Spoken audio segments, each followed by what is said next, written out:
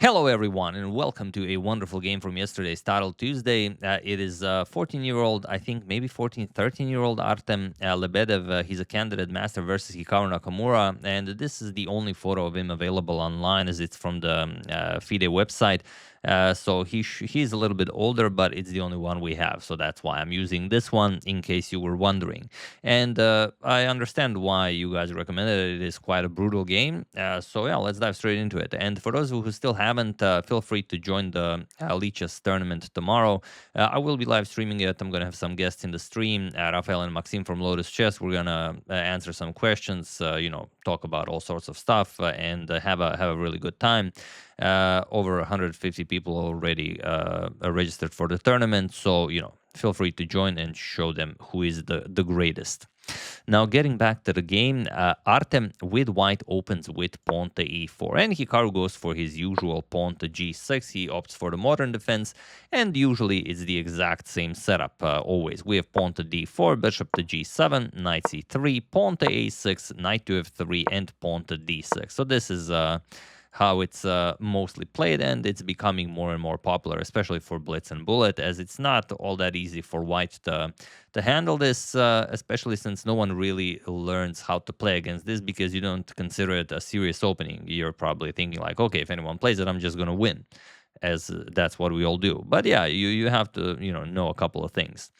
We have bishop to e3, knight to d7, fighting for the center with some ideas of maybe e5, queen to d2, and now the immediate b5 from Hikaru, where usually it is countered with pawn to a4, as why wouldn't it be? But here pawn to h4, and this is extremely rare. Only 2 games in the database with pawn to h4. And it has been played in a top level game once. Kovalev played it against Alireza Firouzja and defeated Alireza, and it is, like I said, the top move recommended by the engine. So even though, like I said, you don't learn openings that look weird, and when are you going to use it in online chess, and for example in Title Tuesday, you could encounter it in a game between Hikaru and Nakamura. So okay, h4, and now there is a game bishop to b7 was played. That's Alireza's move against Kovalev, but here we have pawn to h6, and it is now as of move 7 that we have a completely new game. Sorry about that. And okay, castle's queenside makes perfect sense. So black really is just waiting, and the white has the full central control. The knights are occupying excellent squares. The king is already castled to safety. The queen bishop battery is fully operational. This bishop is coming to d3 probably, and then you either go for the kingside attack or this rook comes to e1. So white is looking, pretty great here. We have knight to b6 by Hikaru, pawn to h5, and now, okay, pawn to g5 makes perfect sense. And now, while you would expect bishop to d3, no, pawn to e5. Zero respect for Hikaru. He's opening up the position, and the king is in the center of the board. And it seems like Hikaru could make the position more docile if he just trades down. Let's say knight captures, bishop captures, he gives up the bishop pair, he trades off the queens, captures. It's not the best position for black. White has the bishop pair on a fully open board. The knight is coming to e4, bishop is coming to d4. This is going to be very, very difficult to play. Objectively, it's even lost for black. So Hikaru plays pawn to f5. Okay, we have e captures on f6, en passant, knight captures, and now bishop to d3, coming with a deadly purpose. The bishop is coming to g6, and this is not easy to counter. You might think, well, can't we just castle away from this? You could, but then you run into bishop captures on g5, or knight captures on g5. I'm pretty sure this would be an automatic, and if it is accepted, pawn to h6, and black just falls apart completely. There's not much you can do here. Queen captures, and you just get checkmated. If king f7, then of course queen g6, king to e6, and bishop to f5 is checkmate, or any other line, because all of them are just crushing. So after bishop to d3, Hikaru has to figure out a way out of this. He plays bishop to e6, and this is a very, very clever defense. And while everyone, including their uncle, would play bishop to g6 here, not Artem. Artem goes for pawn to d5, which is by far the strongest move. And the reason for that is, what can Hikaru play here? Yeah, he could go bishop to f7, And okay, you don't get checkmated right away, but there's some bishop captures, c captures, then comes knight to d4, the knight comes to c6, and it's just disgusting. If you capture on d5, then you can even trade captures, and now bishop to g6. Again, black has huge problems. You either have to move the king or you go back with the bishop, and then knight e6. This is just, again, beautiful line. But after d5, Hikaru said, all right, I mean, it is a free pawn. Knight b captures on d5, and now bishop to g6 with check, followed by king to f8. Now blocking with the bishop doesn't really make sense, as the knight here would be hanging. You capture and then queen captures on d5. You can't recapture on d5. So after bishop to g6 check, king to f8, and now knight to d4. And this is also, I think, very beautiful. d5 played like this, giving up a pawn and then just clearing the d4 square for the knight, where the bishop on e6 is undefended. So it's a free tempo that you will very nicely use to go after Hikaru's king. We have bishop to g8, and now knight captures on d5. Knight captures on d5, and there's only one way to win this game. I mean, Hikaru's position is bad, but he's defending valiantly. How would you proceed here? Perhaps the first move that comes to mind, perhaps, it doesn't even come to mind. Have at it while I give you a couple of seconds.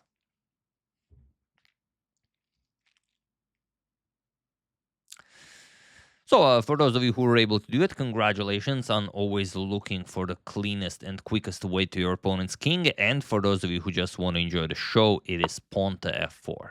And there's no stopping this. The pawn, of course, if captured, then the f file opens up. It doesn't really matter what you capture with bishop captures, knight captures, queen captures with check, or you bring the rook to f1 for that matter, and that's it. If bishop blocks, you just give a checkmate. And if bishop to f6, which looks very nice, then rook h to f1 or rook d to e1, you just pile up on that black king, and there is no defense. Whatever you try is just terrible. So after this f4 move, Hikaru, of course, decided to close the f file. He played pawn to g4, but now pawn to f5, which secures the e6 square for the knight, and that means that the bishop will have to capture. There's no other way to do it. Even if you move the queen after knight e6 check, the black king still has nowhere to go. So Hikaru even forces it. He plays pawn to c5, knight e6 with check, bishop captures, pawn captures, and now knight captures on e3, stopping rook f1, at least for a moment.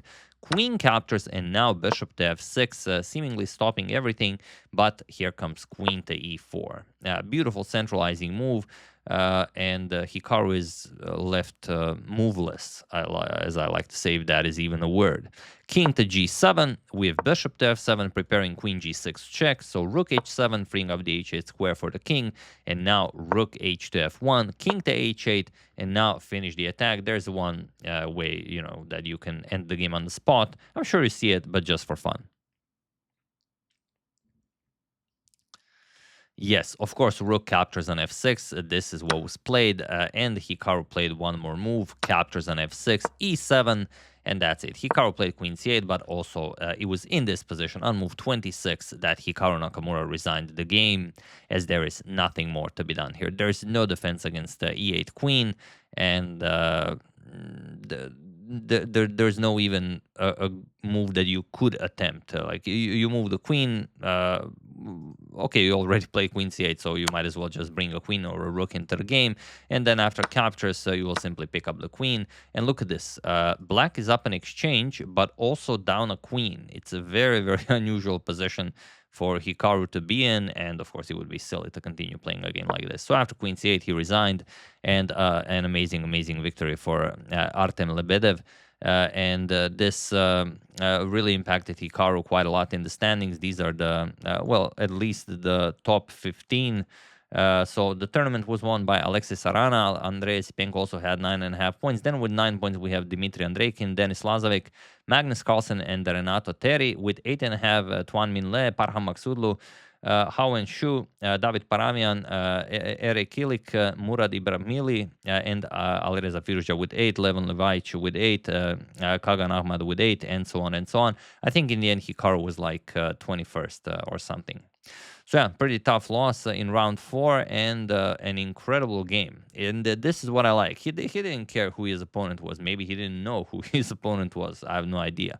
But yeah, he just showed that he knows how to play. He played h4, the top move recommended by the engine, so he probably even knows this position. And then he just completely disregarded that his opponent was potentially a member of the candidates tournament, maybe even a future World Chess Championship challenger. Just went all out, played this amazing d5 move, which clears the d4 square for the knight, and then made quick work of Hikaru. So yeah, beautiful game. And thank you for recommending it. I have to admit I haven't seen it during the Title Tuesday, so that was, for example, a very, very good recommendation. So that's the game. Really hope you guys enjoyed it, and I really hope you can join us in the tournament that you can play. It's gonna last for 2 hours. If you guys win, you can win some prizes like a Lotus Chess membership, and also there will be a $200 first prize. So it's gonna be fun. Try to join us. I would like to thank Robert Kiefer, Edmund Freeman, Stephen Wenford, Knightmaster Bishop, and Christian Fisher for your contribution to my channel. Thank you a lot. I really appreciate it. As usual, you can check 2 of my previous videos here. Thank you for watching, and I will see you soon, continuing to check up on your wonderful suggestions and whatever else happens in the chess world. Thank you all. I will see you soon, and have an excellent rest of your day.